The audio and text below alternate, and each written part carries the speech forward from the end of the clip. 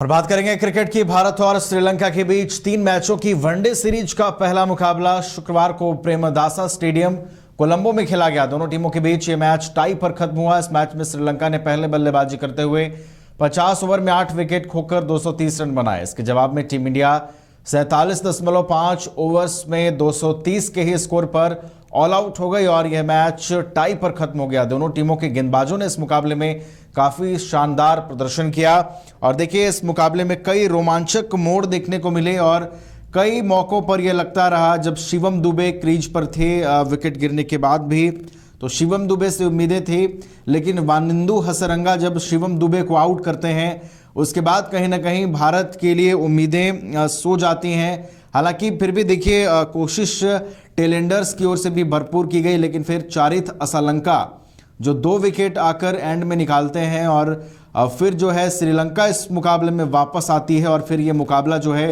अंततः टाई पर खत्म होता है। लेकिन तारीफ करनी होगी गेंदबाजों की, जिस तरीके से कल दोनों ही टीमों की ओर से गेंदबाजी में प्रदर्शन देखने को मिला, चाहे आप भारतीय टीम की बात करें या फिर श्रीलंकन गेंदबाजों की बात करें। जहां पर टीम को जरूरत थी विकेट की, गेंदबाजों ने विकेट निकाल करके दिए और सबसे अच्छी बात, सबसे पॉजिटिव बात दोनों टीमों की ओर से यही देखने को मिली कि इंपॉर्टेंट और क्रूशल टाइम पे गेंदबाजों ने विकेट निकाला और टीम को अच्छी स्थिति में पहुंचाया। के साथ हमारे क्रिकेट एक्सपर्ट राकेश रंजन जी जुड़े हुए हैं, उनके पास चलते हैं। राकेश रंजन जी, कल का मुकाबला पहला वनडे मैच भारत और श्रीलंका के बीच और ये टाई पे खत्म हुआ, लेकिन तारीफ करनी होगी जिस तरीके से दोनों ही टीमों के गेंदबाजों ने प्रदर्शन किया है। जी हाँ, दोनों ही टीमों के गेंदबाजों की तारीफ बनती है, कुछ बल्लेबाजों की भी तारीफ बनती है। जिस तरह से श्रीलंका की टीम एक समय दबाव में आ गई थी और लग रहा था कि अब श्रीलंका की टीम जो है बहुत ज्यादा स्कोर जो है वो नहीं कर पाएगी, जब उसके 101 रन पर ही 5 विकेट गिर गए थे और निशांका आउट हो गए थे एक हाफ सेंचुरी बनाने के बाद। उसके बाद जिस तरह से वेल्लालगे ने जो बल्लेबाजी की है उसकी आप जितनी तारीफ करें वो कम है और काफी टैलेंटेड प्लेयर हैं वेल्लालगे। उन्होंने 65 गेंदों पर 67 रन बनाए और वो एक मैच विनिंग तो नहीं हो सका, मुकाबला टाई हो गया, तो एक बेहद महत्वपूर्ण पारी उन्होंने खेली। फिर हसरंगा ने उपयोगी 24 रन बनाए। तो डाउन द ऑर्डर जो इंडियन बॉलर्स ने वहां पर मौका दिया है और उसका जो है लाभ श्रीलंकाई बैटर्स ने उठाया है और वहां से 101 पर 5 से 230 पर 8 तक लेकर जाना 50 ओवरों में, ये वो लम्हा है जिसने कि मैच को डिसाइड कर दिया कि हाँ, भारत को अगर नहीं जीत सका है तो उसकी एक बड़ी वजह आप इसे मान सकते हैं। ये बात ठीक है कि भारत हारा नहीं है, लेकिन हारा क्यों नहीं है? क्योंकि रोहित शर्मा ने एक बेहतरीन पारी खेली 47 गेंदों पर 58 रनों की। तो एक जो आपको शुरुआत मिली भारत को 75 रनों की, उसने जो है मैच को बिल्कुल भारत के पक्ष में कर दिया था और लग रहा था कि भारतीय टीम ये मैच जो है वो निकाल कर ले जाएगी। लेकिन फिर आपको गिल आउट होते हैं, 5 रन के बाद रोहित शर्मा आउट हो जाते हैं, 7 रन के बाद फिर वाशिंगटन सुंदर आउट हो जाते हैं और जब 130 का स्कोर था तो विराट कोहली भी वापस पवेलियन पहुंच जाते हैं और उसके 2 रन के बाद ही श्रेयस अय्यर भी आउट हो जाते हैं। तो 132 पर 5 जब हो गया था चेज करते वक्त और विकेट स्लो बॉलर्स को मदद कर रही थी, तो लगा कि अब भारत के लिए मुश्किल है। लेकिन फिर वहां केएल राहुल और अक्षर पटेल ने जो एक साझेदारी की है वहां पर आपको 57 रनों की, वो साझेदारी जो है मैच में बिल्कुल भारत को लेकर आ गया था।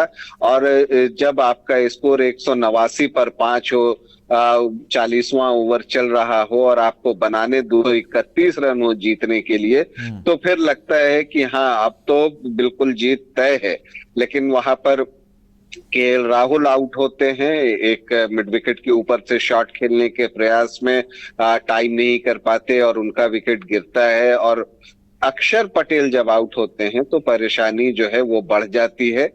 हालांकि शिवम दुबे ने एक तरफ से अच्छी पारी खेली जरूर, लेकिन जिस तरह से वो आउट हुए स्कोर जब टाई हो गया था और उसके बाद वो आउट हुए, और फिर अर्शदीप जब 14 गेंदें बची थी तो एक एक्सपेंसिव शॉट खेलने के प्रयास में उन्होंने अपना विकेट गंवाया है। तो इन चीजों की वजह से मुकाबला टाई हुआ। तो कुछ बैटर्स ने अच्छी बल्लेबाजी की, कुछ गेंदबाजों ने अच्छी गेंदबाजी की, लेकिन ये भी बात है कि कुछ बैटर्स से जिस तरह की बल्लेबाजी की उम्मीद थी उस तरह की बैटिंग दोनों ही तरफ से नहीं निकल कर आई है। और इसके अलावा कुछ गेंदबाजों ने भी समय पर जो है उस तरह की गेंदबाजी नहीं की। यही वजह है कि श्रीलंका 230 रनों तक पहुंच सका। तो एक ऐसा मैच है जिससे दोनों ही टीमें, आप कह सकते हैं श्रीलंका ज्यादा खुश होगी टाई करके, इस वजह से क्योंकि भारत का स्कोर एक समय 189 पर 5 था, या इवन दो आप आखिर में ले लें जबकि 230 रन टाई हो गया था, शिवम दुबे सामने और इसके बाद जो है एक विकेट आपका बचा हुआ था, तो उस समय भारतीय टीम लग रहा था कि बिल्कुल मैच जीत सकती है। तो श्रीलंकाई टीम इस रिजल्ट से खुश होगी, भारतीय टीम निश्चित तौर पर इस रिजल्ट से निराश होगी क्योंकि उसके पास जीतने के पर्याप्त अवसर थे। लेकिन जो कमियां रही इस मैच में उससे भारतीय टीम निश्चित तौर पर सबक लेगी और जब फिर दूसरे वनडे इंटरनेशनल में उतरेगी तो उसे दूर करने का प्रयास करेगी। लेकिन एक रोमांचक मैच क्रिकेट के लिहाज से, और इस तरह के मैचेस जो है वो वनडे इंटरनेशनल को इस तरह के मैचेस की दरकार है, क्योंकि ओडीआई जो है अब धीरे धीरे T20 के शोर शराबे के बीच किनारे लगने लगा है। तो अगर इस तरह के रोमांचक मुकाबले वनडे इंटरनेशनल में भी खेले जाएंगे तो यहाँ पर भी आप कह सकते हैं कि इसकी भी लोकप्रियता बनी रहेगी। बिल्कुल लोकप्रियता बनी रहेगी। और आपने जैसा कि बताया कि एक रोमांचक मुकाबला देखने को मिला, भले ही ये मुकाबला टाई रहा लेकिन दोनों ही टीमों ने जीतने की हर संभव कोशिश की। अंततः ये मुकाबला टाई हुआ और अब भारतीय टीम उन तमाम कमियों को दूर कर वापसी करना चाहेगी। 4 अगस्त को इस सीरीज का दूसरा वनडे मुकाबला खेला जाएगा।